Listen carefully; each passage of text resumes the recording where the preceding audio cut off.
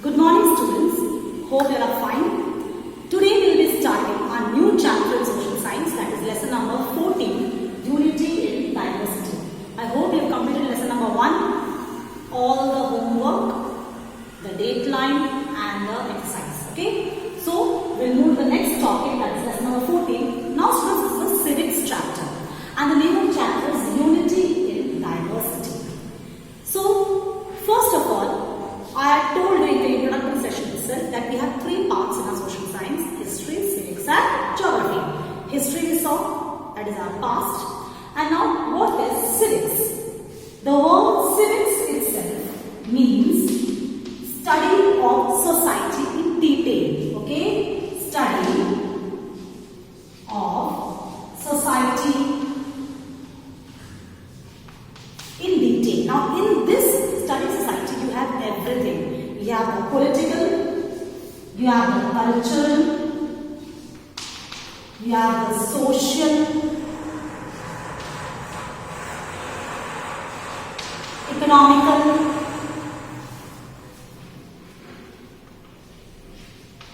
etc. aspects. That is all aspects of society. You have the social, you have the cultural, political, religious, every aspect of society is studied in detail. And a person who lives in the society is known as a citizen. A person who lives in society is known as a citizen. So a citizen in a society is unique. That is why civics is related to the study of society in detail. All the aspects of the person or of society is studied in detail in civics. You will have everything in civics: political, social, cultural, religious, economic, every aspect you will be having. Now students, we have the name of the chapter as Unity in Diversity. First, what do you mean by the term diversity? Diversity in simple common parlance, simple usage of diversity means, simple meaning is variety. The simple meaning of diversity is variety, that is diverse, having various forms, variety. For example, variety in food, variety in clothes, that is diversity is variety, various types. Now we have the first topic in our lesson 14. The first topic of lesson 14 is understanding of diversity. Okay? So in that first we saw the meaning. Diversity is variety of various forms. Now, your textbook has the first beginning itself. It starts with our country has diversity in all spheres.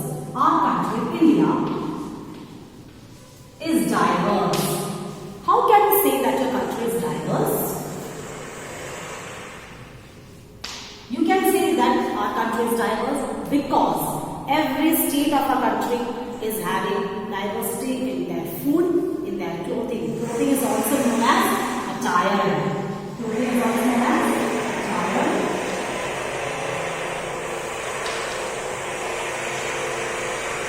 In our food habits, then in our customs, in our rituals, in our festivals, in our languages, and the list goes on. So we can say that in short, we are diverse in everything. India is a diverse country in all the aspects of life. In our social, political, economical, cultural, every aspect we are different. So we can say that in spite of having diversity, even though we are different in every sphere, still we are united. We are having unity among ourselves. That is why the name of the chapter itself is very clear to us. Unity in diversity. That is, in spite of being different, we are still united with each other. This diversity is leading us to a different level. That is, in spite of having diversity, we are united. So we can say that India is a subcontinent. That is, India is a country which follows every type of religion, which eats all kinds of food. Attire is different, that is, clothing is different, religions are different, but still it follows everything unitedly. So India is a subcontinent. Okay, students? Then we have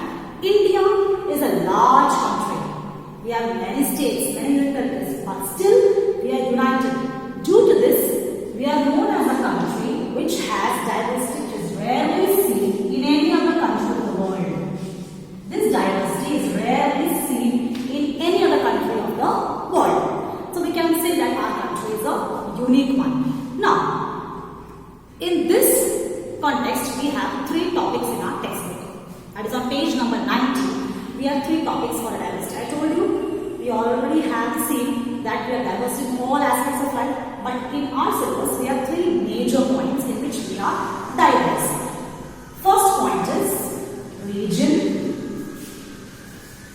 Second, you have your language. That is, we are different in our languages. And third one is our culture. So we have these 3 points to study in detail. Now students, as you saw, we have named 3 main topics in this variety or diversity. From Kashmir to Kanyakumari, that is from north to south of India, and from Gujarat to Arunachal Pradesh. These are only examples given here. From west to east, we can say this diversity. That is, in short, we can say that diversity can be seen in all the areas of India, all parts of India. The first diversity in your textbook example is religion. As you already know, students, people of all religions live in India. For example, people following Buddhism stay in India. Then people following Jainism stay in India. Then those who follow Hinduism stay in India. Then we have people following Islam religion, Sikhism. Then we have people following Zoroastrianism. Now students, which religion is Zoroastrianism?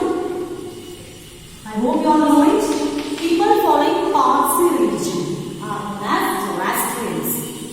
Those who are Parsis, they are known as Zoroastrians. So Zoroastrianism is also a religion followed in India. Next we have Christianity. Then you have Judaism, or Jewish people live in India. So different types of people who follow different religions live in India. But we don't have any distinction among any of these religions. Why? Because we treat all religions as equal. We don't treat any religion as small or any religion as high. All are treated equally. Why? Because according to our Constitution of India, all religions are equal in the eyes of law. God has created human being. So no religion is less or more, no religion is high or low.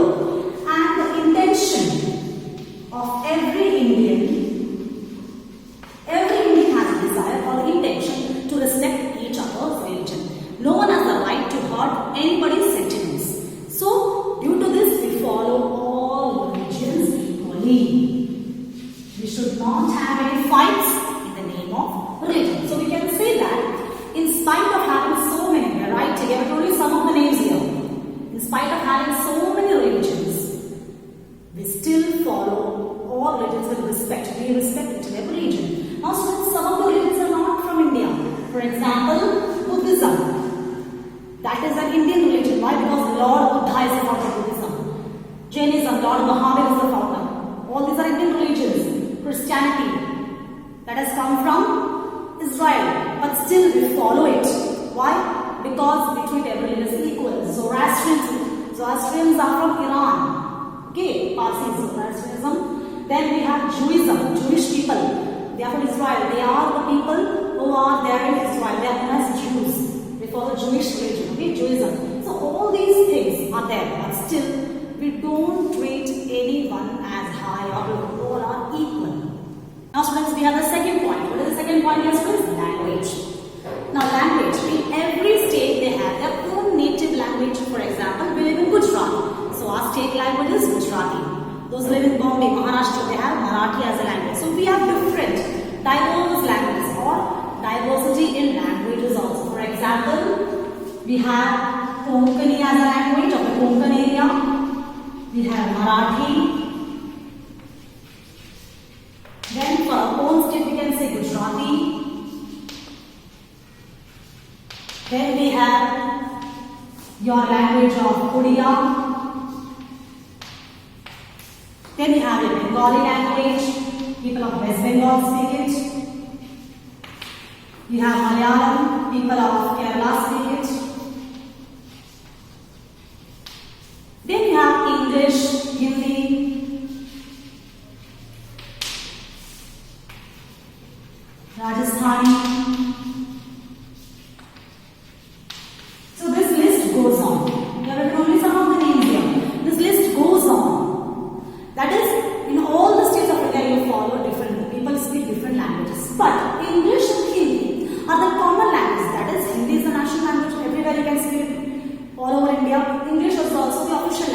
documentation and all, English and Hindi are widely used all over the country. But in spite of having diversity in languages, in spite of having so much of diversity in languages, still each language is important for us. Why? Because we can't say that one language is high and the other one is low. All the languages are important for us. Any language cannot be categorized as small, or any language cannot be categorized as high. All are equal. That is, people speaking any language are respected by the people of the country. You cannot treat any language as high or low. Now students, we have a third point, that is culture. Now students, every time we use the word culture, but actually what do you mean by the word culture? Culture is a particular way of life, that is, for every human being, a particular way of life in which we express. We can express this in our values, we can express in art, learning, behavior. That is particular way of life which is expressed in art or values, or you can say it's a way of life or attitude which we show towards life. So culture is a particular way in which a specific human being shows his value of life or a way of living. A way of life or a way of living. So we can see that in our whole country, everywhere, each state, and in the state itself, in each area, we have different cultures being followed. So difference of religion or diversity in religion, diversity in languages is seen. Due to that, what happens? There is diversity in culture also. For examples, different festivals are celebrated all over India. We can see various kinds of festivals being celebrated. For example, we can see people celebrating Diwali, Holi, Baisakhi, Onam, Eid, Christmas. We have variety of cultures, due to which we have large number of festivals being celebrated all over India. Then we have our national festivals, that is 15th August. Then we have our 2nd October, that is Gandhi Jayanti and Republic Day. So we have different variety of festivals being celebrated. The list goes on and on. So how can we say that we are diverse but still united? Because even though these festivals are belong to different states, but still every person, each and every citizen enjoys celebrating all these festivals unitedly. We don't fight over festivals. Yes or no, students? Yes, we live in unity with each other. Why do we live in unity? Because we believe that God has created every human being, due to which there is no differences in any religion or language. So the cultures of all religions, of all areas of each state is respected widely by everybody. So we can say that there is unity and diversity in this sphere also. Which sphere? Culture. Culture is also being respected by everyone. In spite of being so diverse, we respect each and every culture. Now students, in your textbook on page 19, last portion of your page 19, you have a pink box and this things to know. See that box carefully, read what is written there. People living in the different parts of our country enjoy various types of festivals. But we also have different types of dances in our country in various forms. Which are they? First one, which is the name given there? Ras Garba. You are familiar with it. That is of which state? Your own state, Gujarat. Then we have Bhangra. That is the dance of which state? Punjab. Then Kathak, Uttar Pradesh. Kuchipudi is of Andhra Pradesh. Kathakali is of Kerala. Bharatnatyam, the dance of which state? Tamil Nadu. And Bihu, that is the dance of Assam. Odissi, it's very obvious from the name. It is of which state? Odisha. And Ghumar, that is the dance of Rajasthan. List goes on. See, etc. is given there. That is, list goes on and on. But some examples are given here. So, in spite of having so many dances, can we say that one state will not follow the dance of some other state? No. All these dances are specific to each state, but every state has a right to learn any of these dances. That is, citizens of this country can learn any of these dances. Why? Because we live in a country which follows the rule of unity in diversity.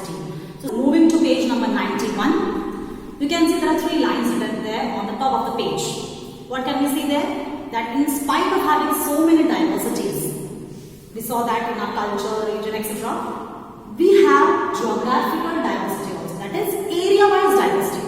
Geographical factors are very important. In our country, we have various landforms. That is, for example, we live here in Kutch. So, a vast area of our district is desert. So, we have which type of landform? We are having desert landform. So, in your area, we are having desert, but the area that we living presently, that area has plain area. So, we are in plain area. So, that is known as topography. What is that known as, students? Topography. Topography means the specific landform of your area. The area where you live. The specific landform. Okay? For example, if we go to Himalayan mountain ranges, the areas nearby that, we are having mountainous area. So, the topography that is mountainous. If you go to Shimla, we are having mountainous region. So, mountainous topography. So, the area where you live, the landform is known as topography. So, that is also diverse everywhere. So, the topography of India is also diverse. There are a number of forests in India. They are also diverse. For example, we have thorny forests in Gujarat and Rajasthan and all. We have thorny forests. That is also diverse. If you go to Kerala, you are full of greenery. So, there we are having evergreen forests. If you go to Assam, every time they are having rainy season there. That is, they are having very less heat there, experiencing very less heat. So, they are having dense forests there. So, everything is different. Then we have difference in farming. Farming is also different. For example, if you go to Punjab, Haryana, they grow wheat in large quantities. So, that is also different. In Gujarat, they have cotton, sugarcane. These are the crops in which we grow in large numbers. So, that is also diverse. So, we can see that many examples are there where we can see that even the geographical factors are diverse in India, in all areas, in all states. In topography, that is landform, in forest, and in farming. So, students, I conclude this topic over here. Read page number 90 thoroughly and the first 3 lines of page 91. Now, moving to your homework, page number 91, you have a large pink box over there. Activity is the heading given there. Now, this activity you will do in your text. Don't switch over to your notebook for this activity. You will move to your textbook page number 91. Use your pencil for this activity. Okay? This is your homework for today. The first one you will strike off. The first activity is given there. See the map. That one you will strike off. Students will not do it right now because you don't have this map in your first semester. Map session we will be having in the second semester. So, first activity you will strike off. Don't do it now. Move to the second, third and the fourth one. Second one is make a list of festivals with the help of a calendar. That you will write it there itself. Make a list of 7 to 8 festivals only. Not more than that. With the help of your calendar. Only 7 to 8 festivals have to be written. There is a space over there you can write there. Then the third one, they have given boxes for it. See, 6 boxes are drawn there. Pateti is the first one, second is Eid, third is Shivratri, fourth is Vaisakhi, Christmas, Mahavir Jayanti. Beside the names, boxes are given there. Inside that box, you will write down the people who celebrate these religions, these festivals. That is, which religion celebrates these festivals. Okay, name of the religion has to be written there. Then the next one, the last one is name of some of the dances are mentioned there. You have to fill in the blanks by filling the name of the state with which these dances are associated. That is Kathakali, Ghumar, Ras Garba, Bhangra, which are the states with which these dances are associated. So these 3 topics they will do in the textbook itself. Festivals, 7 to 8 will write there itself, and the boxes and the blanks are to fill with pencils in your textbook itself. Students, go through page 90 and the first portion of page number 91 along with the activity. The pink box, the first one you will strike off, that is not there in the first one. Okay, students? Thank you.